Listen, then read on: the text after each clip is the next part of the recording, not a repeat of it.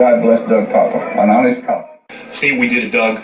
You don't come out, you don't buck the system. No matter what the reason is, you just can basically keep your mouth shut. The high price one cop is paying for telling the truth.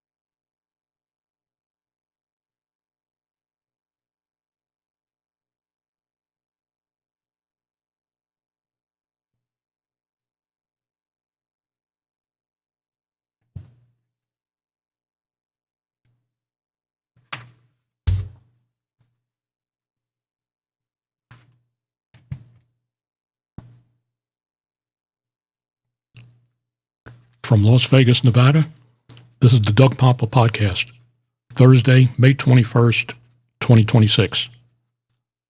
Subscribers on YouTube and viewers, welcome. Listeners on iHeartRadio and Spotify, also welcome. Just remember, guys, on the audio podcast, you're not going to be able to see the different things I put up on the screen. Okay, if you haven't noticed, we're going back to 1970 in New York City on this podcast. And as I had up on the screen earlier,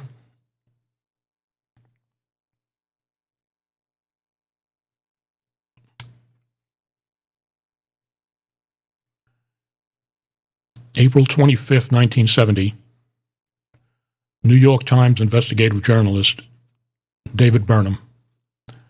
The New York Times published his groundbreaking story. It was titled, "Graft Paid to Police Here, Said to Run into Millions. Survey Links Payoffs to Gambling and Narcotics.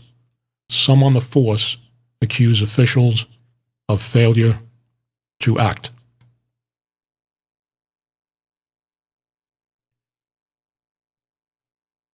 Folks, sometimes people do make a difference in the news business and on police departments. And in 1970, it made a big difference. Up on the screen, these are period photographs. That was David Burnham on the left. Next one, left to right, is NYPD Inspector Paul Delise. And of course, next to Delise was then NYPD Officer Frank Serpico.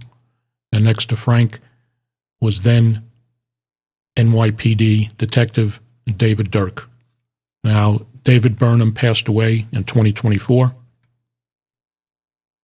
Inspector Delise passed away in 2006. And David Burnham passed away in November of 2012. Frank Serpico is the last of those four gentlemen still alive today, going strong. Frank's 90 years old. I talk to Frank several times a week, and the guy's amazing. His mind is sharp as a tack. I'll go back and show some excerpts from the Knapp Commission. Now, those who don't know the story, David Burnham's article like I said, was published in April 1970. That was the impetus that made the formation of the Knapp Commission on Police Corruption, called the Knapp Commission hearings on NYPD police corruption. And then, of course, a bunch of people testified, including Frank Serpico and David Durk. In 1971, as you know if you follow my podcast or you know history, Frank was shot in the face while making an undercover drug buy in the Williamsburg section of Brooklyn, New York. Subsequently, Peter Maas, M-A-A-S, wrote the book, Serpico, The Cop Who Defied the System, and because of that book, the Serpico movie starring Al Pacino came out, I believe, in 1973.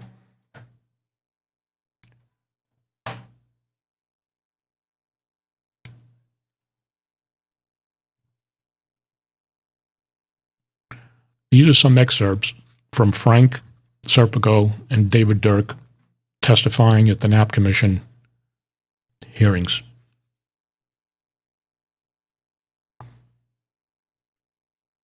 The subject of the Knapp Commission is still police corruption, but what it boiled down today was politics.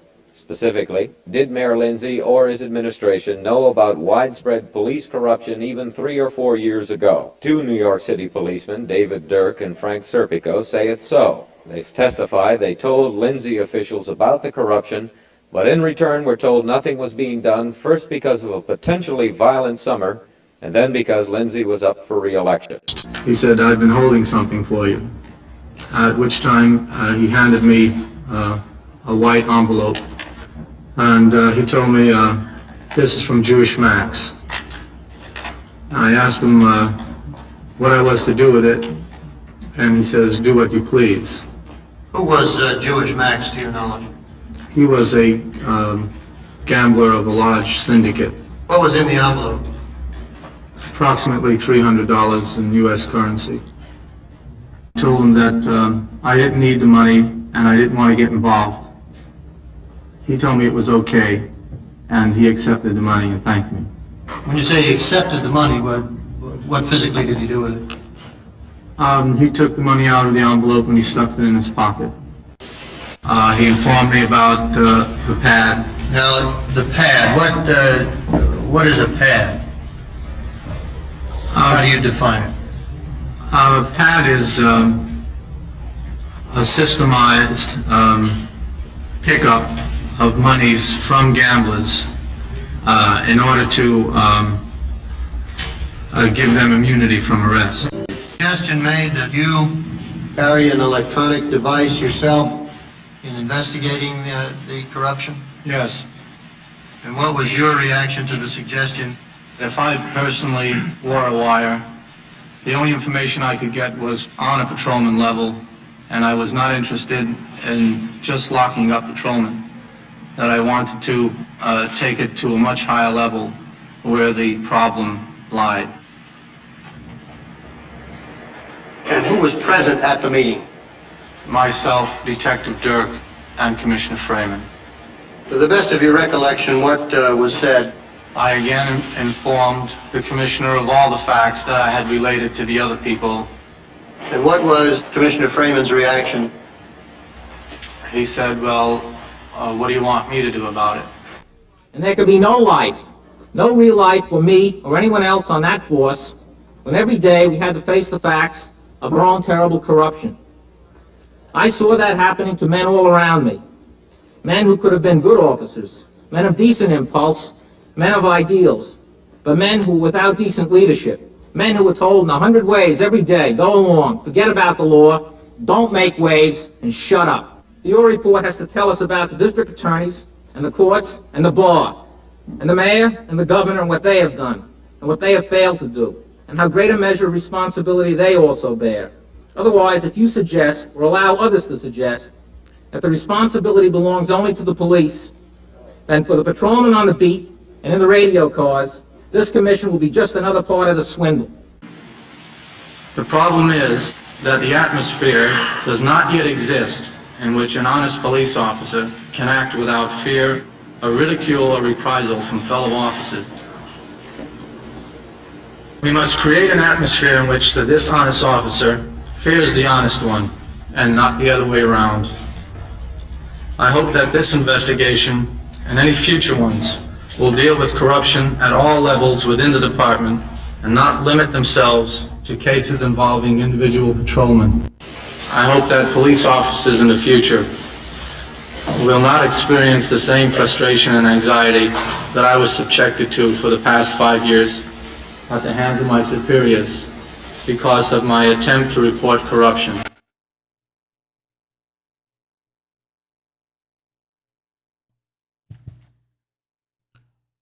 Okay, a little bit of history. Some of you may not know, may not remember, maybe you weren't even alive back then, but David Burnham from the New York Times was a hell of an investigative reporter. He did a lot of stories on Karen Silkwood. Karen Silkwood was the nuclear plant employee who basically blew the whistle on unsafe levels of plutonium that the employees of the plant were being exposed to. Now, in November of 1974, Karen Silkwood in Oklahoma City was set to meet with David Burnham, and she was supposed to be bringing him evidence and documents that would back up her story.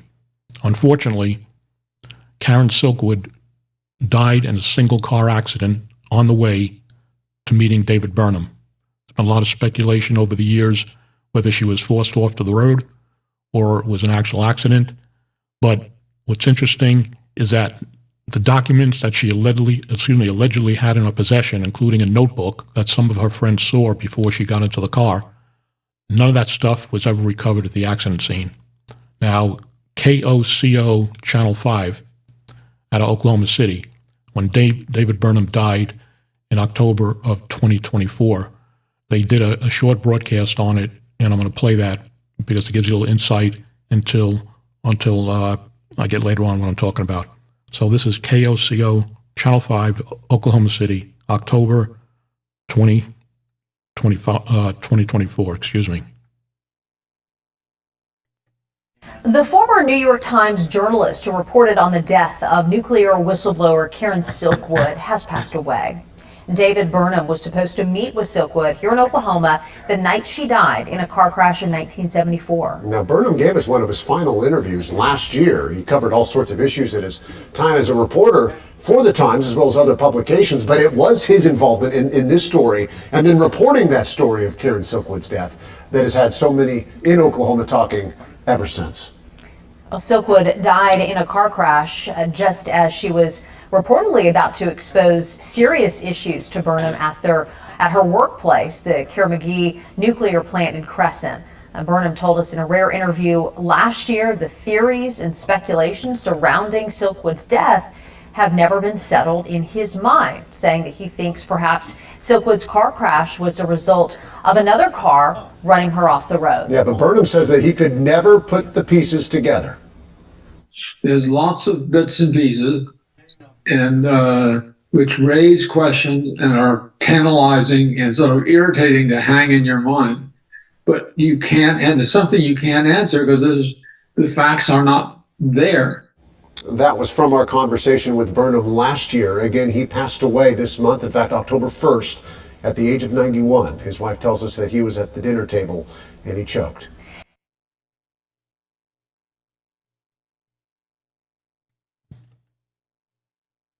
Okay, interesting. It's another mystery in the dustbin of history. We'll never know the truth. That was over 50 years ago. Folks, back in 2017, I was doing research that ended up being a 11-chapter story that was published by the Baltimore Post Examiner, and it was titled, Frank Serpico Sets the Record Straight. I spent about 3 months, several hours a day on the telephone interviewing Frank about the story.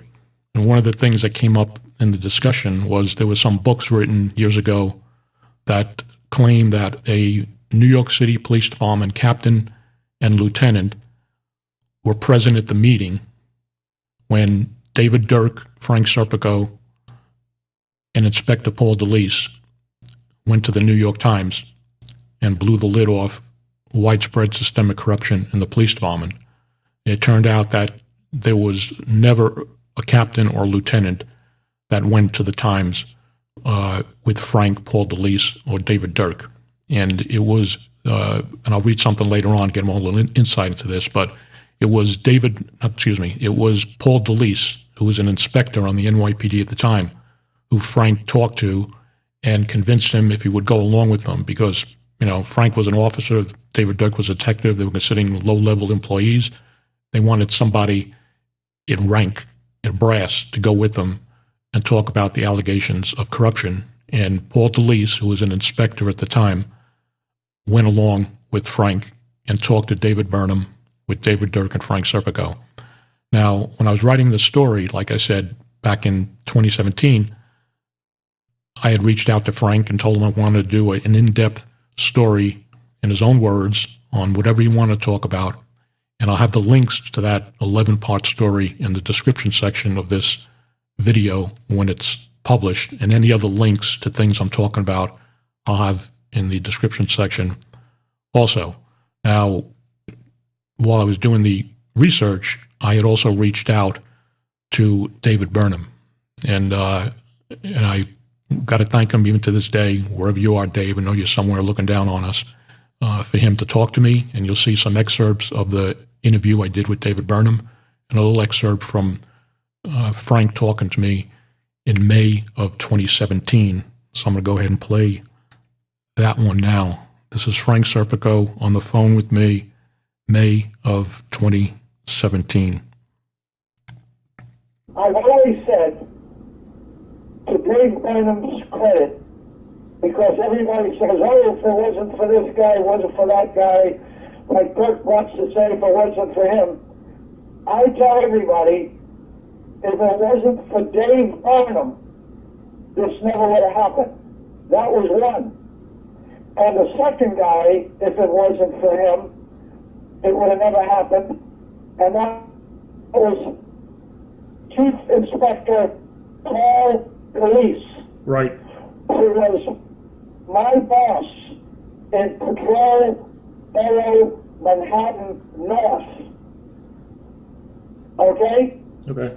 Now, we knew from first-hand observation that the bad man in our unit for the plainclothesmen in Patrol Borough, Manhattan North was a retired New York City police officer. Jesus. Okay? So this was all information that when I went to the Times, Paul Delise was right there next to me. The other guy was David Durk and one sergeant. It was a friend of Durk. He had nothing of substance to add. Somebody, and Dave just said, there was no lieutenant or captain, which I knew because, as I said, I was there.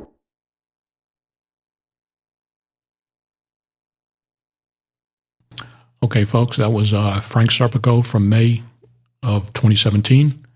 And this is an excerpt, it's about 10, 12 minutes of my interview with David Burnham. And this occurred in July of 2017. The Baltimore Post Examiner published my 11-chapter story at the end of July and then into August of 2017. So this is David Burnham, July 2017. I'm not sure you're aware of this, but you may know that the New York Times editorial page and Arthur Gelb and Rosenthal were the whole city really thought that Mayor Lindsay was terrific. Right. And he wasn't. He was I think, a stupid, naive, beautiful man. Yeah. Okay. So here's my problem. so they're sort of the editors, both editors and the editorial editors, and the city was high on Lindsay. And so here was my problem.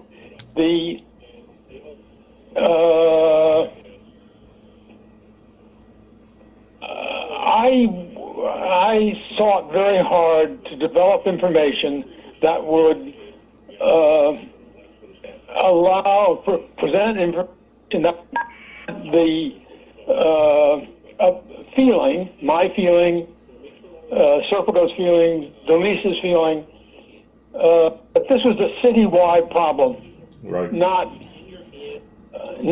sort of an individual cop. You know, right. The newspapers were full of stories about individual cops. Right. I wanted to do something else, and so I took a lot of steps, and one of them was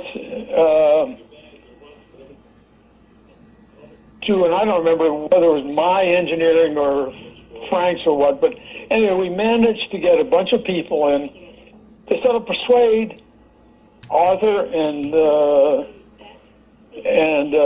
Rosenthal that this is a bigger problem. This is not a story about an individual cop who took money. Right. This is systematic. And there were problems in how the system worked.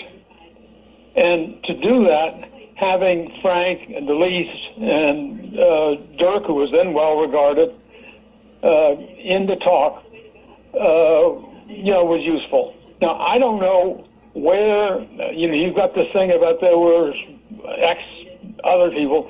You have to ask them about that. But my motive was to try to persuade the Times that this is a systematic problem. As having Delise and Frank was actually regarded as kind of a loon in those days. Right.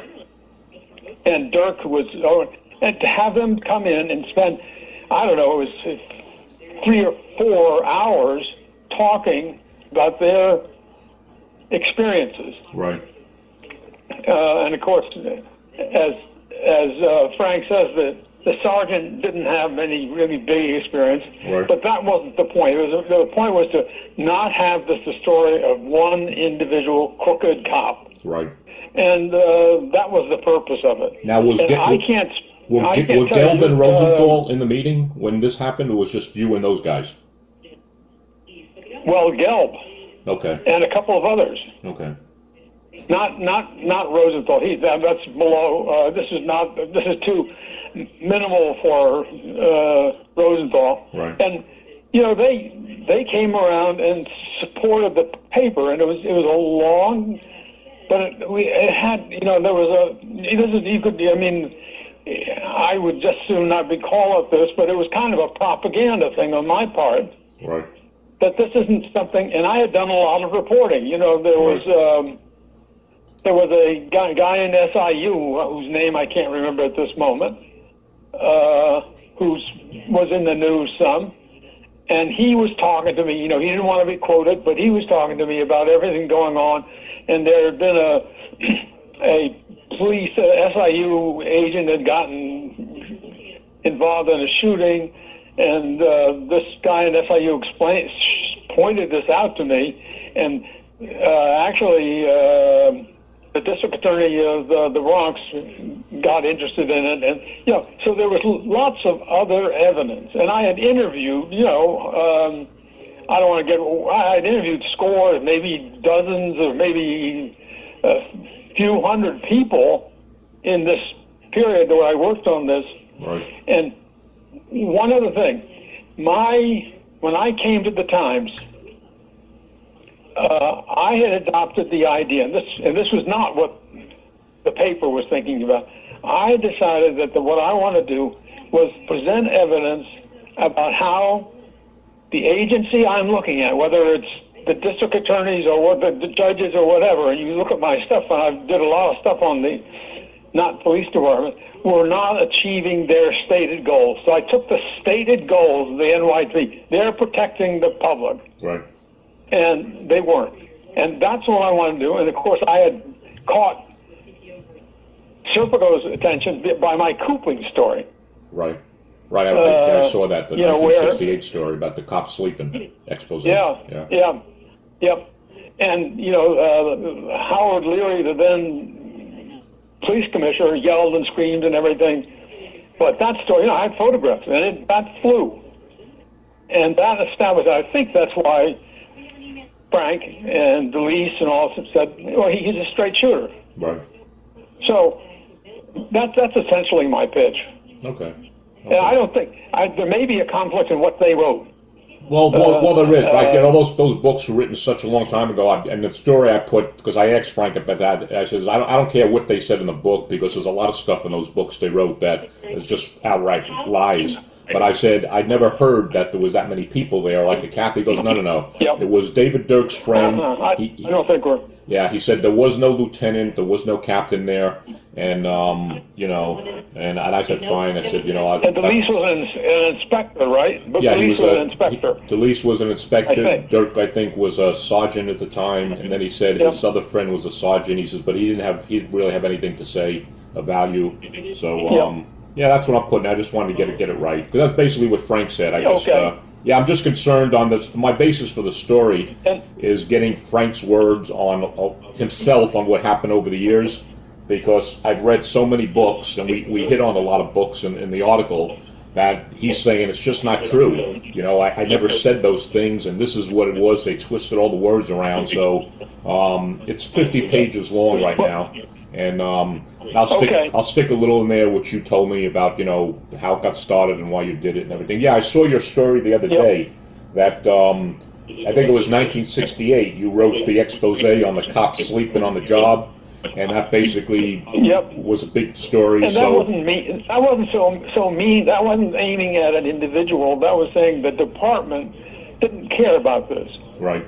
And that deprived the public of patrol that might have been good. Right. And of course Murphy's gonna he's not a bad guy as Frank goes up the wall. Right. But Murphy's gonna lie in his book. Right. Defending his reputation. That's right. Sure. So you're gonna have some people not hearing, not correctly, and some with motives like Murphy. He was trying to protect his butt. Right. Right. Yeah, so that's why I got the I just talked to Frank about a lot of stuff, and I said I just want to hear it from your own words. And he's got a really good memory and stuff. He's 81 years old, so we talked for 2 months, and I'm getting ready to wind the story down now. And I said, I just want to clarify that captain and lieutenant. He goes, no, there was no captain lieutenant there. He says, right. I don't know why those guys put that in there, but they weren't definitely not. There was no captain lieutenant. So I'm putting that in my story, and I'll put a little in what you just discussed. They may have misunderstood. Reporters are wrong. Right. At least not the only people who are wrong. Right. Reporters are wrong, or Patrick Murphy's wrong. I mean, he wasn't a bad guy, but Frank thinks he is, but I don't. I mean, Frank has feelings about everybody. Right. And they may be just incompetent. Right. Well, I was a cop. I saw it too in my department. When I came out, and this was 25 years ago. I lost a 12-year police career. I was a detective. I got a guy out of jail who was innocent. Yeah, he was in there for 5 years. Frank told me. Yep. Yeah, and and you just start getting. Frank speaks very highly of you. Yeah, I know. He told me the other day. He said because he didn't know. I wrote a story 2 years ago, and I never talk to Frank, and it was about this Baltimore City cop named Joe Crystal who he turned in some cops for beating up a guy, and his whole career was ruined. He had to leave the department because he was getting death threats and everything. So I wrote a story on him, and the title of the story was Detective Frank Serpico and Detective Joe Crystal, Nothing Has Changed in Police Work. So I mentioned a little bit about Frank in there, and that's how I got on the Frank story. I grew up in Brooklyn. I remember everything. I remember John Lindsay. I grew up in Bay Ridge. I remember the Knapp Commission hearings, and I remember Mayor Lindsay. He's going to run for president and everything. And Knapp was a terrific guy. Right. Knapp was an amazing story. He was an upper class guy and everything, and he really, after some thought, he finally went after Lindsay. Right. Yeah, Lindsay. Because of I forgot what was it, Kriegel? Yeah, Jay Kriegel. Right. Or Kriegel. Yeah, they knew what was going on. His assistant was a jerk. They just, they just covering up to like a regular politician. They just cover everything up to cover their butt. That's the problem in this country today. Yep. Damn. I mean, God. And by the way, when you're looking at, you ought to go look at, Google me and the district attorney of the Bronx. The Bronx. And he was a real lowlife. And I think with the help of other people, we brought this. This is the guy that was indicted by Rockefeller's investigative committee. And so I did, and I really knocked the Brooklyn attorney, Brooklyn DA, who was, of course, Roberts was a good district attorney. Right. And straight.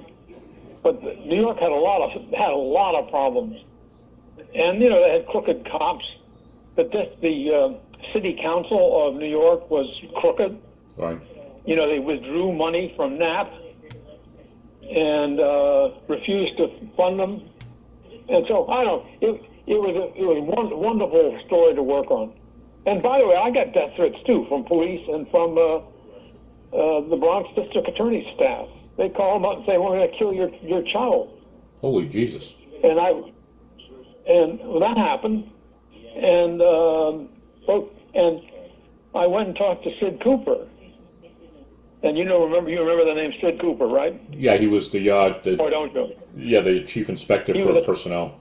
Yeah, and I called Cooper, who was a cop that I really trusted, and I said, "Sid, what do we do? What do we do?" And he said, this is my imitation of his accent, but he said, listen, kid, you never worry about the death threats you get.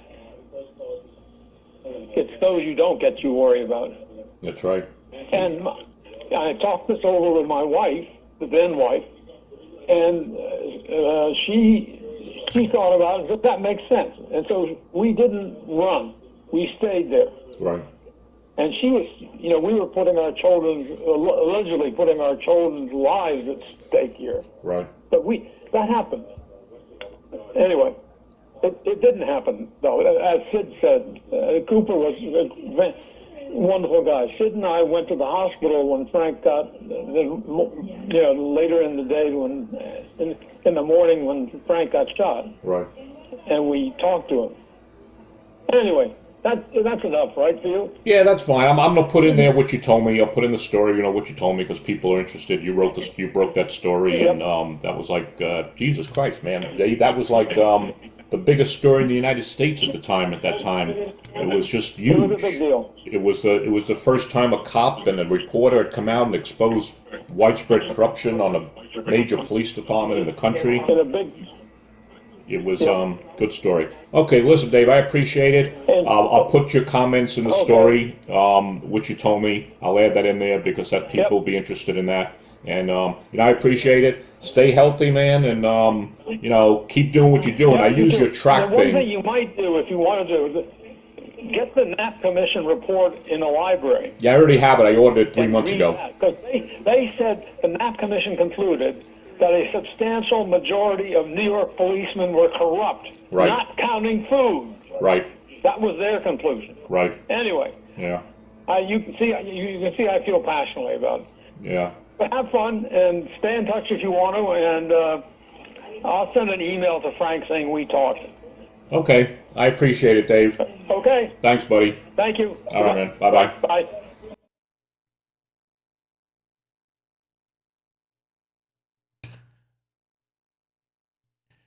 It was great to get insight from Dave. And I had more to the conversation, but I edited some stuff out just for time purposes, and maybe I'll play more on another podcast. But it was a pleasure talking to him. And, it's a great investigative journalist over the years. He did a lot of work and a lot of good stories, like I said, including the Karen Silkwood investigation that he worked on for years. But, could never determine whether Karen Silkwood died from an accident on her own or she was forced off the road. And once again, up on the screen, that's David Burnham, circa 1970s, Inspector Delise, who was later promoted to Deputy Chief Inspector. Frank Serpico at the time was a officer. He ended up getting promoted to detective. And David Burnham, I said in the podcast that when David Durk when Durk was testifying, or excuse me, talking at the meeting at the New York Times, he was a sergeant. He was not. At the time, he was just a detective. He got promoted to sergeant later on, and he ended up making lieutenant. And like I said, he passed away in 2012. So those guys made a big difference. That story blew the lid off the widespread systemic corruption in the NYPD.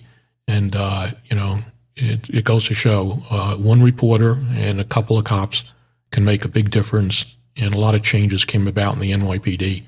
We'll talk about more about that in another podcast. What I want to do now, folks, is in 1974, get this up on the screen.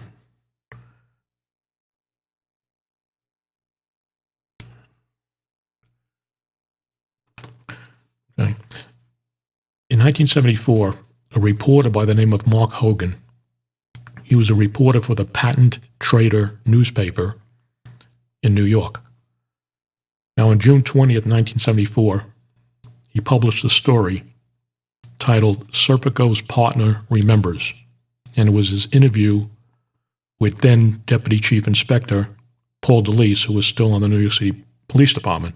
Now, the Patent Trader newspaper doesn't exist anymore, and it's almost impossible to find this article. But I printed the article in whole on my X account a couple of weeks ago. I'll have the link in the description section so you could read the entire story. It was an excellent interview that Mark Hogan did with then Paul Delise, like I said, in 1974. And that was just a few years, after the Serpico story had broke and the movie came out, I think, in 1973. So there are a couple of excerpts I'm putting over here. Now, he starts the story out, Mark, and he's reading from an excerpt of Peter Moss's book, Serpico. And this is what he wrote. Inspector Delise got up, walked around his desk, and reached for Serpico.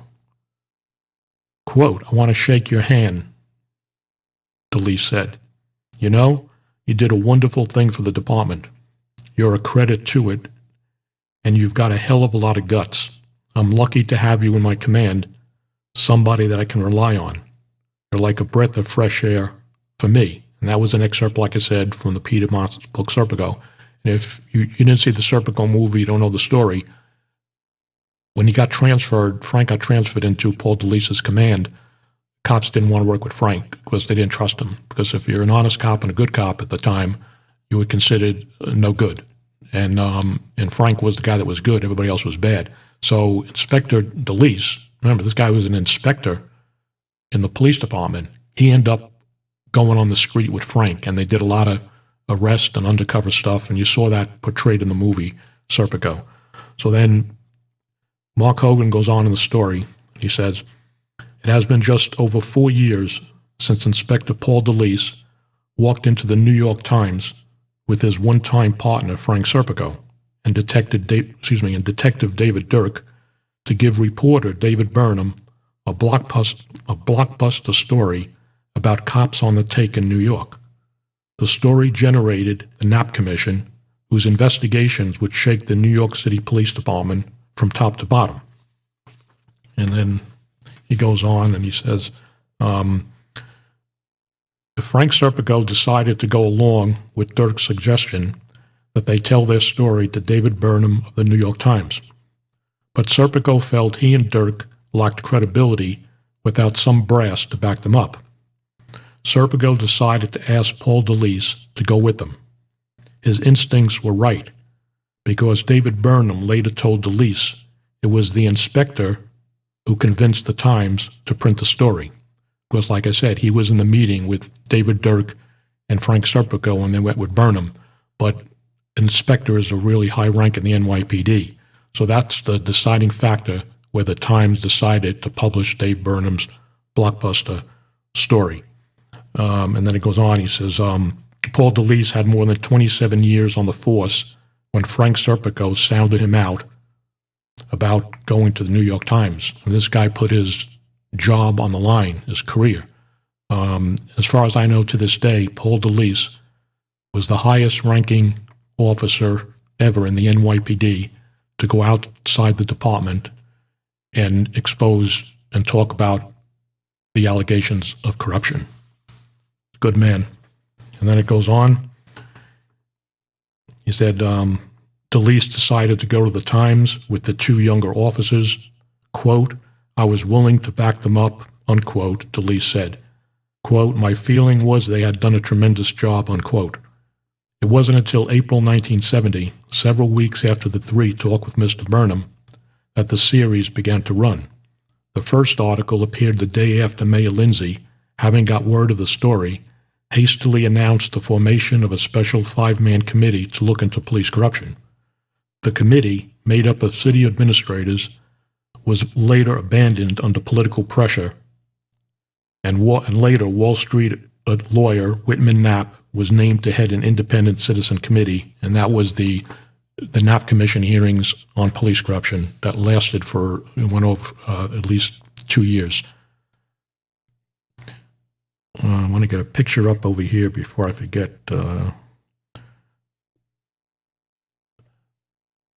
This is a photograph from 2017 when they were making the documentary Serpico, and I'll have the link to the trailer of that documentary. I remember all this stuff to get into the description, but that's Frank Serpico on the right and David Burnham on the left at a dinner table, and they're talking circa 2017.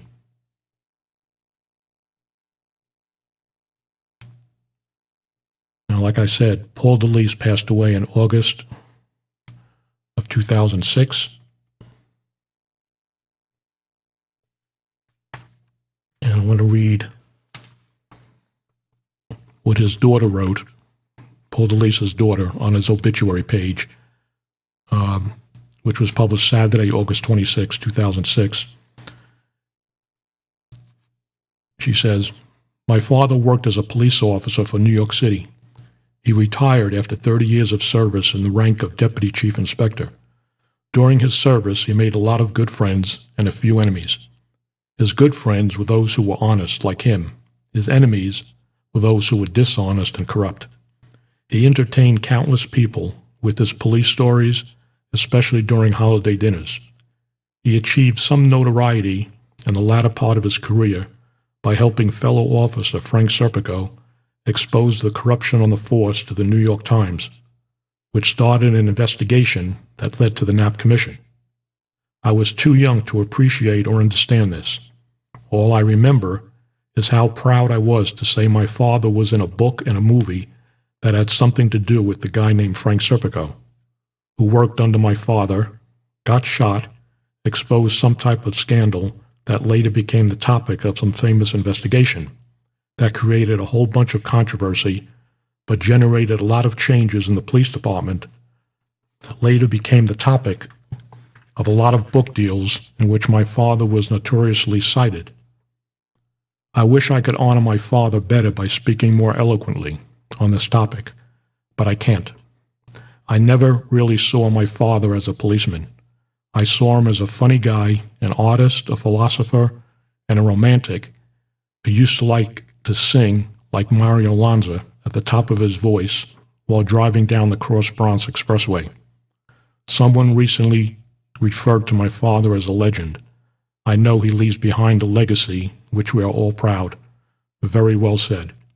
Frank Serpico wrote this on the obituary page in August of 2006.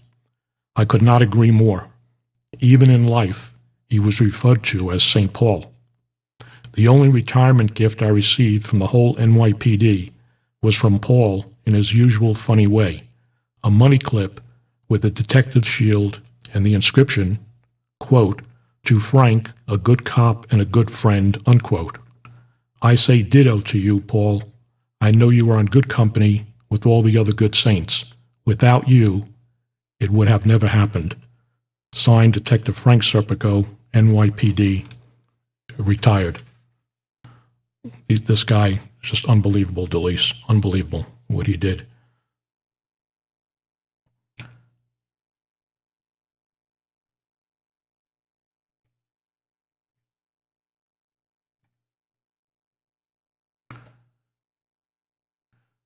Okay, folks, you've been listening to the Doug Poppa podcast and watching from Las Vegas, Nevada. This was episode 169 for Thursday, May 21st, 2026. Thank you all for listening and watching.